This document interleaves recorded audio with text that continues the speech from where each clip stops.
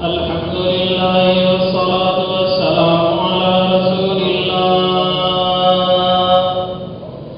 أما بعد فأعوذ بالله من الشيطان الرجيم. بسم الله الرحمن الرحيم.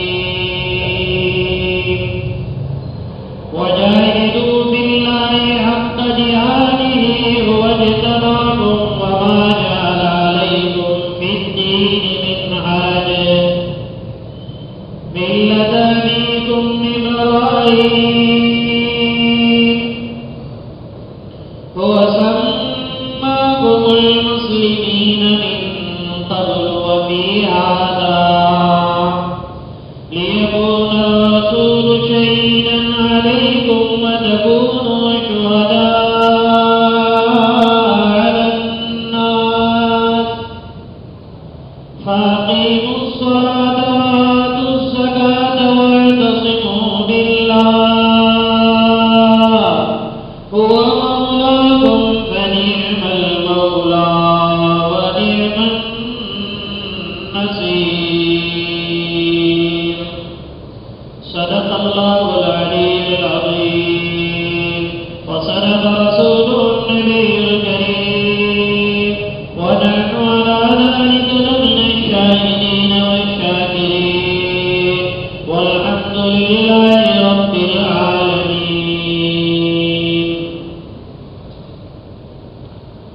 اللہ کی راہ میں اللہ کے کام میں کوشش کرو جیسے کوشش کرنے کا حق ہے.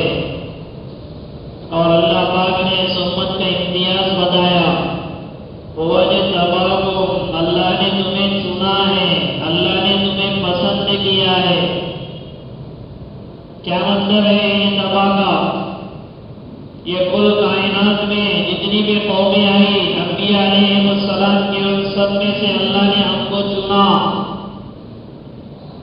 اجتبا کہتے ہیں عربی میں، جیسے آپ ٹماٹر لینے کے لیے جاتے، آم لینے کے لیے جاتے، شریفہ لینے کے لیے جاتے تو اس پورے ٹوکرے کو اٹھا کر نہیں لیتے بلکہ ٹوکرے میں سے چن چن کے لیتے. بیٹی لینے گئے چن کے لے گئے، ٹماٹر لینے گئے چن کے لے گئے، پھل سیب لینے گئے چن کے لے گئے، تربوز یعنی مارکیٹ میں جہاں پر بھی آپ جائیں گے تو بہت ساری چیزوں میں سے کچھ چیزیں چن کے لیتے ہیں. اللہ پاک نے قرآن میں اسی طرح تشریح دی ہے اس امت کے لیے کہ پوری امت میرے پورے کل کائنات میرے سامنے تھی.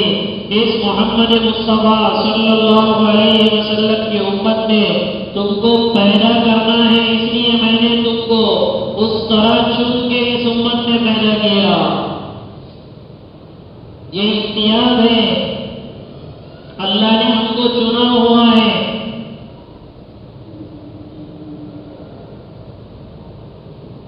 اسی لیے ہمارے بارے میں اللہ نے کہیں فرمایا خیر امہ،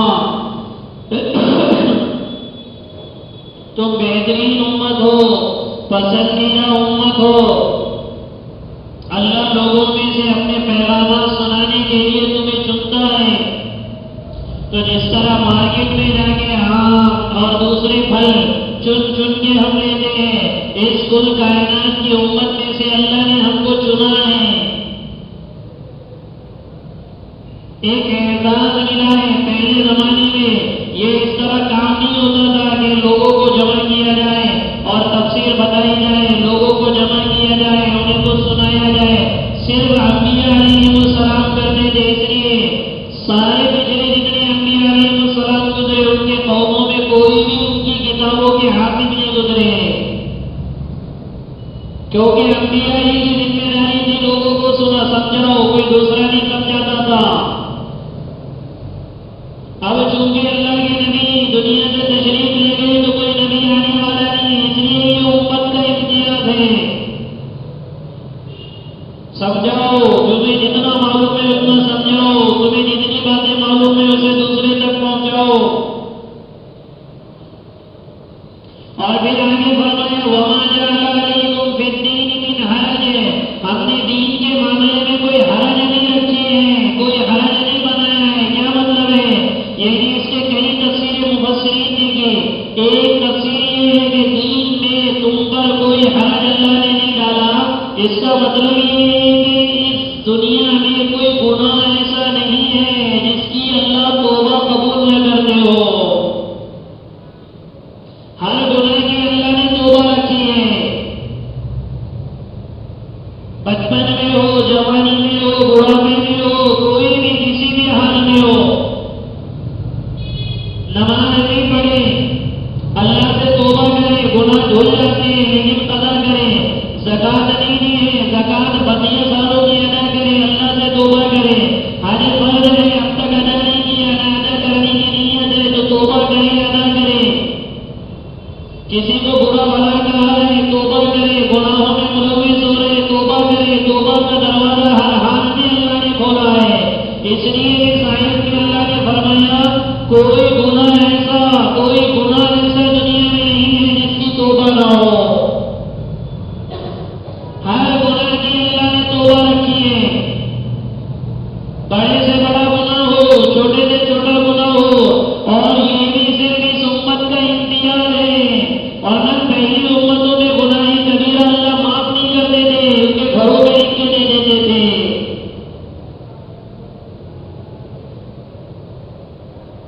یہ مالک کا احسان ہے اس امت کے ساتھ. اس لیے اللہ کے نبی نے فرمایا ان اللہ یقبل توبۃ العبد ما لم یغرر.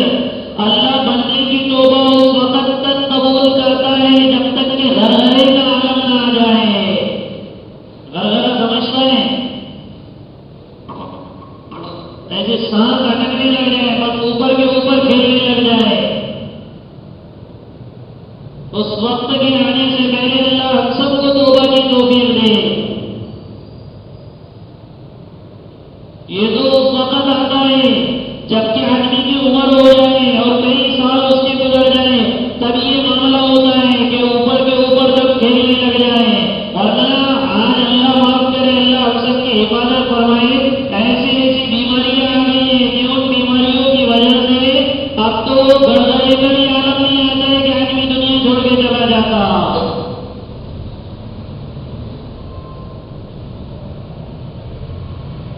کسی کا کوئی بھروسہ نہیں.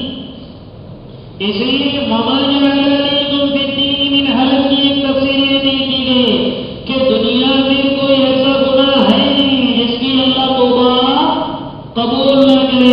اس لیے حدیثوں میں آتا کہ بندے کا ہر چیز سہارا چھوڑ دیتی ہے، کہ ہر چیز اولادیں اس کو چھوڑ دے گی. بوڑھا کبھی ہو گیا تو پوری جوانی گناہوں میں ڈالنی، جب بوڑھا ہو گیا تو اولادیں کبھی چھوڑ دیتی، بھائی بہن چھوڑ دیتے، راستے سے چلنے والے کوئی دھیان نہیں دیتا، دانت صاف نہیں دیتے، وہ بھی ٹوٹ کے گر جاتے، بال جھڑنے شروع ہو جاتے، گھٹنوں کی طاقتیں ختم ہو جاتی، ہاتھ میں پکڑنے کی طاقت ختم ہوتی، آنکھوں میں دیکھنے کی طاقت ختم ہوتی، سننے میں بار بار کہنا پڑتا کیا بولا کیا بولا کیا بولا.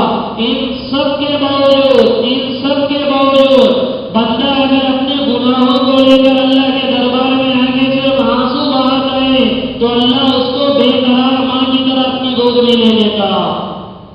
دنیا والے سب سارا چھوڑ دیں گے لیکن اللہ نہیں چھوڑتے. اسی لیے اس کی ایک تفسیر وما جعل علیکم فی الدین من حرج. اللہ نے اس دنیا میں کوئی گناہ ایسا نہیں رکھا جس کی توبہ نہ ہو. ہر گناہ کی توبہ اللہ نے رکھا ہے. حقوق العباد کی بھی توبہ ہے، اگر وہ حقوق العباد ادا کر دے.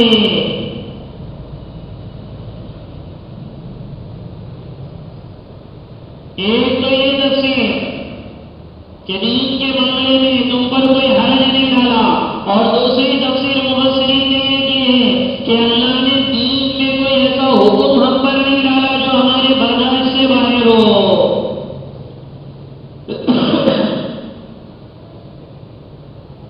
کوئی ایسا حکم نہیں ڈالا جو ہمارے برداشت سے باہر ہو. لا یکلف اللہ نفسا الا وسعها. کسی کی طاقت سے زیادہ اللہ نے حکم ڈالا ہی نہیں ہے. ہاں یہ میرا زیادہ کھانا، میرا زیادہ بولنا، میرا زیادہ سونا، میری زیادہ خواہشات کو پوری کرنا یہ آگے بڑھتا ہے. ورنہ کرنے والوں کے لیے دین پر عمل کرنا کوئی مشکل نہیں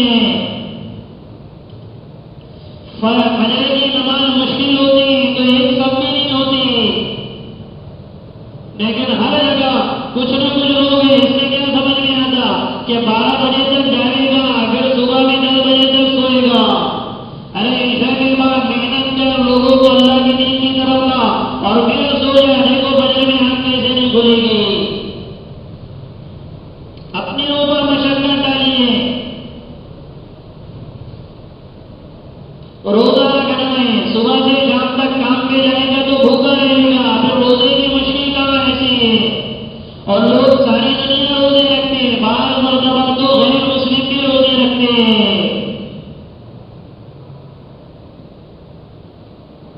حج اللہ نے فرض کیا، حج کو جانے کی جو تمنا ہوتی ہے وہ حج کے 5 دن تھوڑے مشکل کے ہوتے ہیں، لیکن عشق اگر اللہ کو ہو تو اس میں لذت آتی ہے۔ زکات بھی کوئی ایسا حکم نہیں ہے جو ناقابل برداشت ہو، آدمی دیتا ہی اپنے مال میں سے، مانگنے والوں کو، اپنے بال بچوں کو کھلاتا ہے، پیسہ تو جیب سے نکالے گا تو جائے گا۔ تو زکات بھی اللہ نے اپنے مال کا 40واں حصہ نکالا، تو یہ کوئی ایسے حکم نہیں ہے جو ناقابل برداشت ہو۔ اس لیے ایک تفسیر مفسرین نے یہ بھی کی کہ دنیا میں اللہ نے جتنے احکامات اس امت پر ڈالے ہیں وہ کوئی ناقابل برداشت نہیں ہے۔ دعوت کا کام بھی اللہ نے جو ڈالا ہے یہ کوئی ناقابل برداشت نہیں ہے۔ ہر ایک کی ذمہ داری ہے، ہر ایک کے لیے آسانی ہے، اور دنیا والے کر رہے ہیں، میں نہیں کرتا، اس کا مطلب یہ نہیں ہے کہ مشکل ہے۔ اگر مشکل ہی ہوتا، ناقابل برداشت ہی نہ ہوتا تو پھر دنیا والے بھی نہ کرتے۔ تو دنیا میں اللہ نے اس امت میں جتنے احکامات ڈالے ہیں وہ ناقابل برداشت نہیں ہے، وہ سب کے سب انسان کر سکتا ہے۔ اور اگر تھوڑی بہت مصیبت آ بھی جائے اور حکم پہ اپنے نفس میں مجاہدہ بھی پڑے تو کیا دنیا کے لیے ہم مجاہدے برداشت نہیں کرتے؟ ارے کرتے نہیں کرتے۔ صبح میں اگر کوئی یہ کہے کہ دیکھو تم کو 7 بجے میرے پاس مال لانا ہے تو 6 بجے سے فکر کرے گا۔ بازار کو جانے والے دیکھو کتنے لوگ صبح سویرے بازاروں کو جاتے، اب تو چونکہ گاڑیاں وغیرہ ہو گئی اتنے تاخیر سے جاتے، پہلے پیدل اور سائیکل وغیرہ ہوتی تو فجر سے پہلے لوگ اٹھ کر جاتے۔ کتنے تو ایسے منحوس قسم کے ہوتے جو فجر سے پہلے تو اٹھتے لیکن فجر نہیں پڑتے بازاروں میں پہنچ جاتے۔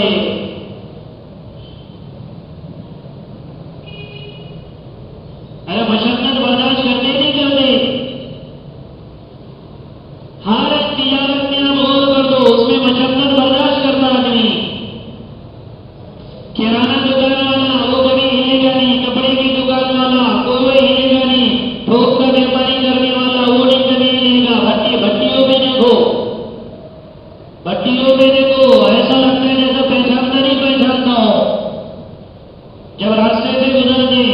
ہر آدمی کا یہ معمول ہے، صبح رات میں چلے جاؤ، ہر آدمی مشقت اٹھاتا ہے۔ تو پھر اللہ کے دین کے لیے اگر تھوڑے سے نفس میں مجاہدہ، مشقت تو نہیں بولے گے، نفس میں مجاہدہ پڑ جائے تو کیا مشکل ہے۔ وما جعل علیکم فی الدین من حرج، تو اللہ نے کوئی گناہ ایسا نہیں بنایا ہے جس کی کیا نہ ہو، توبہ نہ ہو، اور اللہ نے کوئی ایسا حکم دیا نہیں جو ہمارے برداشت سے باہر ہو۔ تنگی ہے ہی نہیں دین میں، ان الدین یسر، دین آسان ہے عمل کرنے والوں کے لیے، نہیں عمل کرنا مشکل ہے۔ جن کے دلوں میں اللہ کا عشق ہو، جن کے دلوں میں اللہ کے نبی کی طلب ہو تو ان کے لیے دین پر عمل کرنے میں کوئی حرج نہیں ہے۔ اور پھر فرمایا ملت ابیکم ابراہیم، یہ مذہب تمہارے ابا ابراہیم کا ہے جس نے خود بھی قربانی دی اور بیوی نے بھی قربانی دی، بیٹے نے بھی قربانی دی۔ اس لیے ہمارے اس ملت کو، ہمارے دین کو ابراہیم علیہ السلام کے دین سے اللہ نے جوڑا ہے، کیونکہ دادا ہے ابراہیم علیہ السلام جناب محمد رسول اللہ صلی اللہ علیہ وسلم کے۔ اور ابراہیم علیہ السلام کو پوری زندگی قربانیوں میں گزری ہے۔ وَإِذِ ابْتَلَىٰ إِبْرَاهِيمَ رَبُّهُ بِكَلِمَاتٍ فَأَتَمَّهُنَّ، ابراہیم علیہ السلام کو حلوائی کی بھٹیوں میں ڈالا ہم نے اور وہ اس میں کامیاب ہوئے۔ بیٹے کے گلے میں چھری چلانا کوئی مقام ہے؟ دیکھتے انگارے میں کود جانا، گاؤں سے دوسرے گاؤں چھوڑ دینا، بیوی اور بچے کو جہاں کوئی گھاس پھوس تو دور کی بات کرنے والا نہیں وہاں لے جا کے چھوڑ دینا،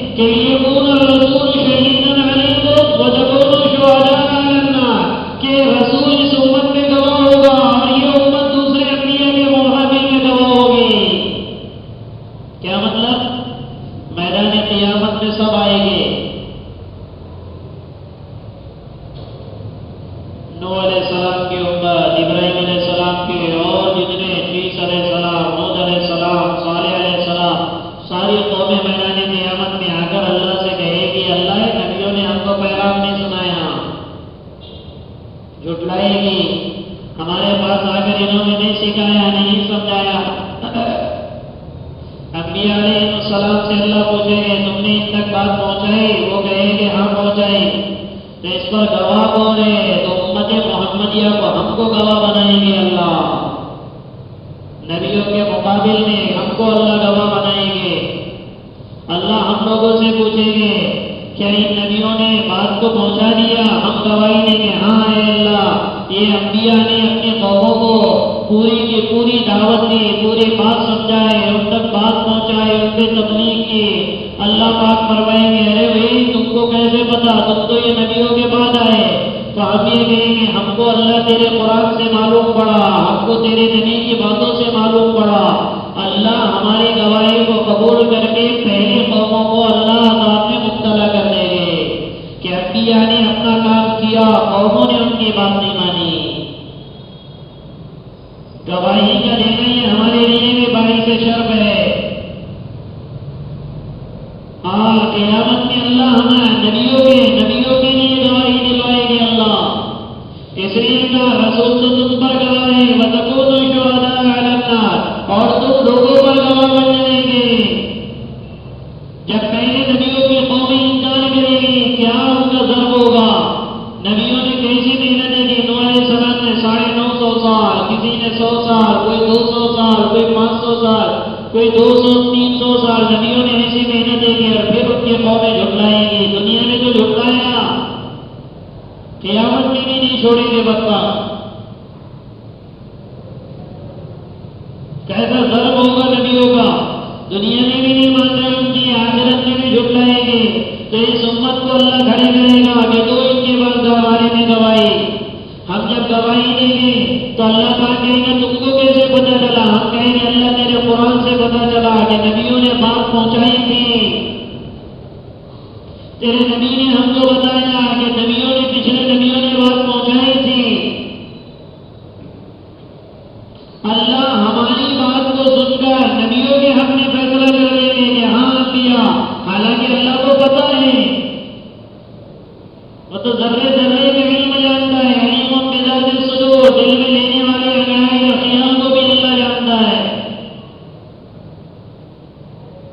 لیکن انصاف کر رہے ہیں، سب کے سامنے کر رہے ہیں، اس لیے اس طرح تھیوری چلائیں گے۔ اور جب قیامت کی بات آئی تو اللہ پاک نے فرمایا فَأَقِیمُوا الصَّلَاةَ وَآتُوا الزَّکَاةَ، نماز کو قائم کرو، زکات دو۔ نماز کو قائم کرنے کا مطلب یہ ہے بدنی ساری عبادتیں کرو، اور زکات دینے کا مطلب یہ ہے مالی ساری عبادتیں کرو۔ کتنی عبادتیں؟ 2۔ کون کون سے؟ بدن سے جتنی عبادتیں سب کرو۔ نماز کو قائم کرنے کا مطلب یہ ہے کہ بدن سے جتنی عبادتیں ہم پر ضروری ہے، فرض ہے، واجب ہے، سنت ہے، سب کرو۔ اور زکات دو کا مطلب کیا ہے؟ مالی عبادتیں، کہ میرے اوپر مالی اعتبار سے کسی کا تعاون اللہ کے راستے میں خرچ ہے، زکات دینا، صدقہ دینا، ہدیہ دینا، میرے اوپر جتنے حقوق وابستہ ہے ان سب میں مجھے مال خرچ کرنا۔ تو نماز کو قائم کرو کا مطلب کیا ہے؟ ارے بولو نا، بدنی عبادتیں۔ اور زکات دو کا مطلب کیا ہے؟ مالی عبادتیں۔ اور وَاعْتَصِمُوا بِاللَّهِ، اللہ کو مضبوطی سے پکڑو، کسی حال میں بھی آوازوں کو نہ روائے دو، ہر حال میں دیکھو اللہ کا حکم کیا ہے، نبی کا طریقہ کیا ہے۔ ورنہ دنیا کے روانی چیزوں میں یا لوگوں کی وجہ سے، اس لیے حدیث میں اللہ کے نبی نے فرمایا لا طاعۃ لمخلوق فی معصیۃ الخالق، خالق کی معصیت میں مخلوق کی اطاعت جائز نہیں ہے۔ خالق کی معصیت میں مخلوق کی اطاعت جائز نہیں ہے۔ ایک طرف اللہ کا حکم ہے، ایک طرف تمہارے والد کا حکم ہے، ایک طرف اللہ کا حکم ہے، ایک طرف تمہارے دوستوں کا حکم ہے، ایک طرف اللہ کا حکم ہے، ایک طرف روانی چیزیں ہیں، تو ساری دنیا کو چھوڑ دو اللہ کے لیے. اگر ساری دنیا کو اللہ کے لیے چھوڑیں گے تو اللہ ساری دنیا کو آگے چل کے راضی کرا دیں گے، اور دنیا والوں کی وجہ سے اللہ کو ناراض کریں گے. کہیں بھی نہیں گا اللہ دنیا والوں کو بھی تم سے ناراض کرائے گا. اس لیے دیکھو جتنے رسم و رواج ہوتے ہیں شادی بیاہ میں اور اس میں اور اس میں، جتنے رسم و رواج ہوتے ہیں، جب کرنے کے بعد آدمی کیا کہتا ہے، ارے یار میں نے شادیوں میں تو ایسا بھی کیا تھا، انہوں نے رسم مانگے تو دھوم دھام سے دیا تھا، انہوں نے ایسا بولے تو جمعہ کے بھی بڑے دھوم دھام سے کیا، لیکن آخر میں یہ نتیجہ دیا. حالانکہ اس نے جتنا کیا وہ مخلوق کو راضی کرنے کے لیے اللہ کو ناراض کیا، تو اللہ آگے چل کے مخلوق کو بھی ناراض کر دیتا ہے. یہ گہری بات ہے، دھیان سے سمجھنے سے. یہ بڑی گہری بات ہے، سنے نہیں ہوگے کبھی. جتنے بھی دنیا میں رسم و رواج والے ہیں دیکھ لو، آگے جا کے اللہ ناراض کراتا. کیوں؟ رسم کیوں کرتا آدمی؟ روانی چیزیں کیوں اختیار کرتا؟ بچہ پیدا ہو گیا، سننے دیں گے 7 دن میں کیا کرو؟ عقیقہ چلا کیوں کرتا؟ مجھے میری بیٹی دینا ہے، رسم کیوں کرتا؟ مجھے بیٹا کسی سے بیٹی کر کے لانا ہے، رسم کیوں کرتا؟ نہیں ان کو برا لگے گا، نہیں ان کو برا لگے گا. ارے خان ڈالو ایسے برا لگنے والوں پر.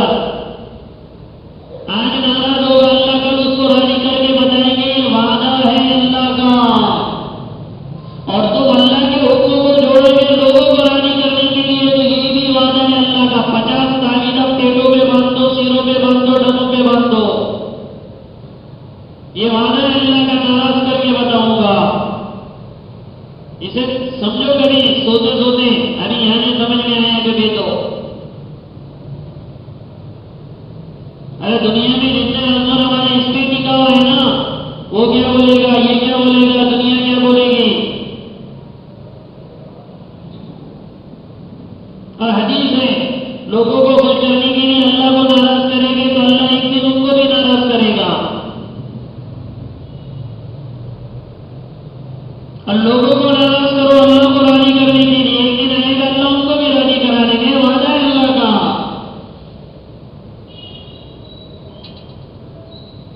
اس کو سمجھیں، دوسروں کو بتائیں. تھوڑی دیر کی وجہ سے اس کو ہمت لگتی. ان ذالک من عزم الامور، یہ جگر گردے کا کام ہے، یہ جگر گردے کا کام ہے.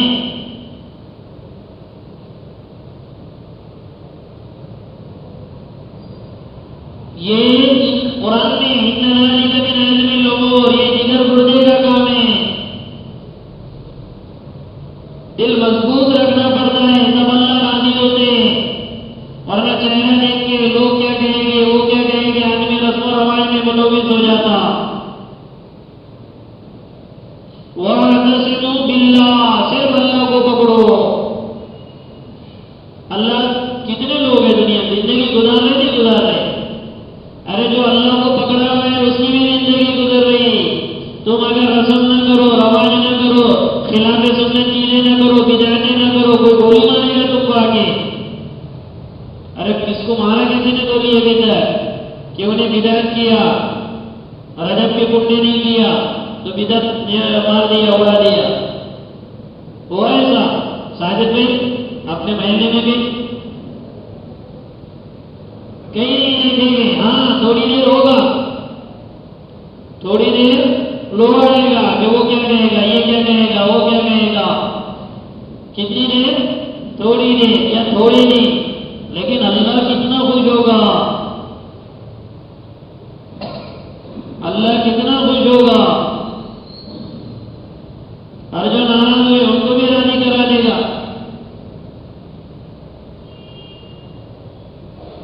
اس پہ خود ہم عمل کریں، ورنہ چھکے پنجے کھیلنے والے تو ہر جگہ موجود ہیں. میری برادری رہو گے تمہاری برادری رہو. میری برادری بولے تو تم سمجھے باون کو پڑے.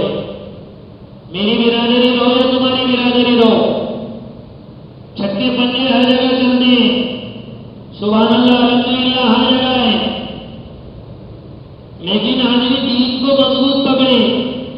کچھ نہیں ہوتا تو کم سے کم بولے، نہیں کوئی سننے والا ہے بولے. برائی کو دیکھ کر ہاتھ سے روکو، نہیں روک سکتے تو زبان سے روکو، نہیں روک سکتے تو دل میں برا جانو کا مطلب یہ ہے کہ اس کے بارے میں دعا کرو اللہ سے، اللہ سے ہدایت دے. اگر یہ بھی دل میں نہیں ہے تو ایمان ہی نہیں ہے. الٹا شریک ہوتا آدمی بدعت کی چیزوں میں. 4 لوگ کیا کہیں گے، 2 لوگ کیا کہیں گے، اس کو شرم نہیں آتی کہ اللہ کیا کہے گا، اللہ کے نبی نے کیا نہیں کیا. تم اپنا ایک اس طرح اسٹیٹس بنا دو، تمہیں کبھی کوئی یہ نہیں کرے گا. جیسے میں آپ کو میری موٹی مثال دیتا رسم کے بارے میں نے یہاں پہ بھی اس سے پہلے اعلان کیا، اس سے پہلے بھی. آپ شروع سالوں میں 2-3 سالوں میں مجھے بہت دعوتیں آئی رسموں کی، جب میں نے منہ پہ دھڑے سے انکار کیا. اب یہ سال سے مت ہو گئے اور لوگ راضی بھی رہے ہیں. کب تک ناراض رہیں گے؟ کسی سے جیب تھوڑی چل رہا ہے، وہ نہیں بلائیں گے تو مر جائیں گے. روزہ کھلائی کتنے لوگ دعوت دیتے، یہ بھی بدعت ہے. تفسیر میں پڑھتا تو کتنے اپنے 2-3 ساتھیوں نے کہا تھا کہ اتنا ٹائم نہیں کہنا، اتنا ٹائم نہیں کہنا. تو ٹائم نہیں کہیں گے تو لیجیے گے پھر ہم کو بھی دعا میں کرو کر کے دعا. تو کچھ چیزیں ایسی رہتی ہیں کہ اس پر سختی سے اگر ہم عمل کریں گے نا، آگے جا کر تم کو تمہاری ایک شکل بن جائے گی، ایک شکل بن جائے گی کہ یہ ان چیزوں میں نہیں پڑتے تو تم کو دعوت بھی دینے نہیں آئیں گے. ایک صاحب مرحوم اللہ ان کے قبر میں رحمت نازل فرمائے، ان کے بیٹے کا رسم تھا تو کبھی یہاں بیٹھ رہے کبھی وہاں بیٹھ رہے، میں یہاں بیٹھا ہوا. 2-3 جگہ ادھر ادھر جا کے پھر ہم لوگ آئے، آگے کہنے لگے کہ دیکھو ہمارا ارادہ نہیں کہ رسم میں شادی کرنے کا ہے اور تم چلو نہ بولے ساتھ میں. کیا کہنے لگے؟ رسم میں شادی کرنے کا. بولا کس کو گھما رہے تو صاف صاف اللہ کا قرآن ہے، میں کوئی جھوٹ نہیں بول رہا ہوں. دنیا سے چلے گئے. میں نے کہا کس کو گھما رہے تو؟ میرے کو رسم میں شرکت کرنے کے لیے گھیرا نہیں کہ ڈالتے ہو، بکری کو پکڑنے کے واسطے چارہ بتاتے ہیں. یہی جملے ہیں میرے ان سے. بکری کو پکڑنے کے لیے چارہ بتا ہے. کرنا ہی ہے تو اس کو نانی کیوں دے رہے رسم کا؟ ڈائریکٹ سب کو بول دو نکاح ہے. تو کچھ چیزیں ایسی رہتی جب آدمی ہمیں دیکھ رہا تھا یہاں پانی پیا انہوں نے، پھر اس کے بعد وہاں آگے بیٹھے، پھر وہاں آنے کے بعد پھر بولنے کو بولو. یہ آدمی کو تو سمجھ میں آتا، میں اس کا بڈھا نہیں ہے مگر کوئی چیز ہے تو محلے میں رہ کے سمجھ میں آئے گی. اس سے آدمی پھر ان غلط چیزوں میں خود دور رہتا. لوگ خود کہیں گے آدمی تو بلانے کا کہے سبحان اللہ الحمد للہ لوگ بلاؤ گے، رو رو کے دعا بھی ہوگی خلاف سنت عمل میں. جو عمل خلاف سنت ہو وہاں دعا قبول ہوگی. ارے میں بولو نا، میں یہ جتنا بولتا نا تو اس کو سوچتے بھی جاؤ. خلاف سنت عمل میں اگر میں دعا کروں گا تو دعا قبول ہوگی.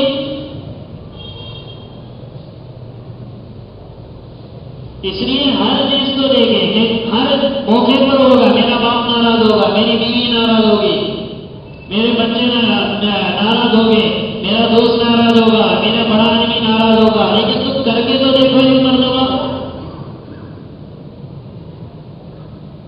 ناراض ہو گئے تو 4 دن کے بعد دعوت دے دینا اس کو گھر پہ، ہو جائے گا سیدھا. سنت میں بھی عمل ہو گیا، محبت بھی باقی ہے. ارے سمجھ میں آ رہی بات کیا ہو؟ تم سمجھ میں آ رہی کہ نہیں کہ میں اکیلا بڑبڑ کر رہا؟ اس کو سوچو. اللہ ناراض کرتا ہے. اللہ کو ناراض کر کے اوروں کو، کوئی بھی ہو، اور سے مراد خود بھی ہو یا کوئی ہو، میری بیوی ہو، میرا بیٹا ہو، میرا سسرا ہو، میری ساس ہو، میرا سبزی ہو، میری سمجھن ہو، میرا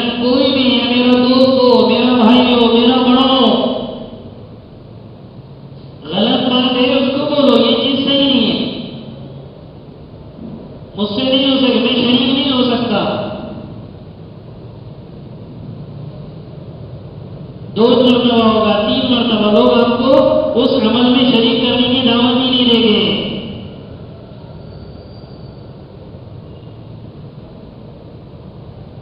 اور اگر یہ آدمی آپ کو آپ کی اگر تو آپ کی برادری ہے تو آپ میں بہت سنی کے بولتے ہیں حاجی صاحب آؤ نا، ارے چچا آؤ نا، وہ آؤ نا، تو تم بھی نہیں کیا بہت بڑے پھر بن جاتے ہیں۔ ہاں میں تو ہے یہاں پہ، اور ہمارے جیسے برادری کو حافظ صاحب، مفتی صاحب، مولانا صاحب، تمہاری دعا کے جو 2 بول ہے نا بولے وہ لگ گئے نا بس ہو ہی جائے گا۔ آ جاتا میں بھی پٹکا شیروانی کے ساتھ۔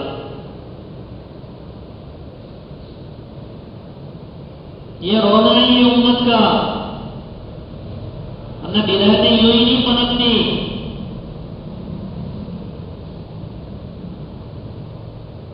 اس لیے اللہ کہہ رہے ہیں بدنی عبادتیں کرو، مالی عبادتیں کرو، اور کس کو نہ چھوڑو؟ اللہ کو نہ چھوڑو کسی حال میں۔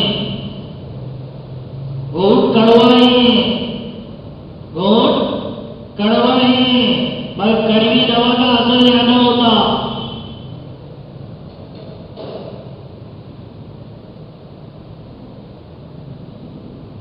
کڑوی دوا کا اثر زیادہ ہوتا۔ اور یہ اپنے محلے میں نے خود 5 7 8 سال ہے جو عموماً پروگرام میں اور اس میں جائے، جب بھی میں نے کسی کو کہیں ٹوکا اس کے بعد دوسرے مجلس میں مجھے انہوں نے خود ہو کے بلایا، جائز مجلسوں میں۔ یہ میں نے خود دیکھا ہے اللہ کی طرف سے۔ ہم گھبراتے کئی ایسے موقع ہیں، اس لیے ہم یہ چیزیں ایسے نہیں ہیں کہ بس چھوڑ دیں، دیکھیں گے وہ کرنے والے کر رہے ہم وہی کیسا بولو، ارے تم جو بننا نہیں بول سکتا تو نہیں پوچھے تو وجہ بتا دے، نہیں آنے کے خلاف سنت ہے، کیا بولے گا؟ سامنے بہت سنت پہ عمل کر رہا کیا؟ اتنا ہی بولے گا نا، بہت سنت پہ عمل کر رہا کیا؟ اتنا ہی بولے گا تو اس کو بولنے کا یار تیرے گھر سے شروع کرا میں نے عمل کرنا، پہلے یہی عمل ہے۔ اللہ کو راضی کریں گے، اللہ مخلوق کو راضی کروائے گا، اللہ کو ناراض کریں گے کوئی دن کے بعد اللہ ان کو بھی ناراض کرا دے گا۔ کر کے دیکھو تو کتنے شادی بیاہ کے کتنے ایسے مسائل آتے، میں نے سب کچھ کیا ہے اور اس کے ساتھ انہیں جو مانگ کرا میں نے اس کی مانگ کو پورا کیا، پھر بعد میں وہی آیا۔ سنتوں کو اہمیت دو، اللہ کو اہمیت دو، ہر حال میں اللہ کامیاب کرے گا۔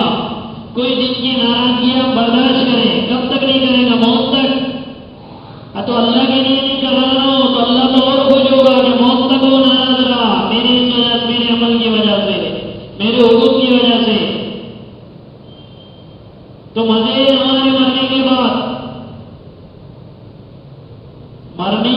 مزے ہمارے۔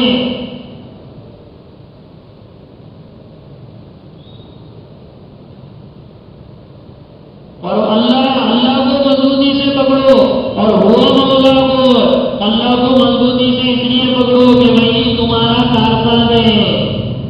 ہوا مولا کو، وہی تمہارا کارساز ہے، اس کے علاوہ کوئی ہے ہی نہیں۔ حکومت نہیں، دوست نہیں، میرے مال نہیں، میری جائیداد نہیں، میرا کچھ نہیں۔ ہر حال میں اللہ چاہے تو مال کو 2 منٹ میں ختم کر دے، طاقت اگر ہے تو 2 منٹ میں لمبا سلا دے، حکومت ہے تو 2 منٹ میں گرا کے بتا دے۔ کیا مشکل ہے؟ جھنجھنا ہے ہماری زندگی اللہ کے سامنے۔ اس لیے کہہ رہے اللہ ہوا مولا کو، اللہ کو پکڑو، وہی تمہارا کارساز ہے۔ اور پھر فرمایا فنعم المولا، خود اللہ اپنی تعریف کر رہے ہیں، فنعم المولا ونعم النصیر، کیا ہی مدد کرنے والا ہے، کیا ہی کاموں کو بنانے والا ہے۔ اللہ سے بڑھ کے کاموں کو بنانے والا بہتر کوئی نہیں، اللہ سے بہتر مدد کرنے والا کوئی۔ اللہ خود تعریف کر رہا اپنی، ہم کو لالچ دینے کے لیے کہ تم میرے علاوہ کسی اور کی نہ مانو،